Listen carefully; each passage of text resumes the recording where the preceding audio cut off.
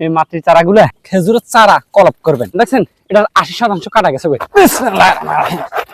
কিভাবে আপনি গাছ থেকে খেজুরের চারা কলপ করবেন, এগুলা গোড়ার গুলো আগে পরিষ্কার করে নি, এগুলা ভাঙি দিই, এটা না ভাঙি দিই, এগুলো ঠিক করে দিই, পরিষ্কার করে দিই।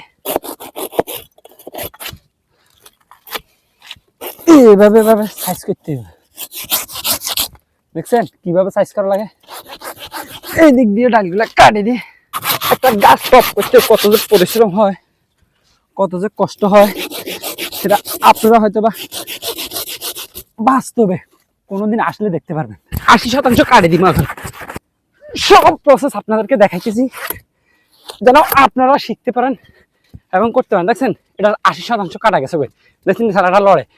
মেইন গাছের কিছু শিকড় কাটি কাটি জায়গা করতেছি। এগুলো মেইন গাছের শিকড়।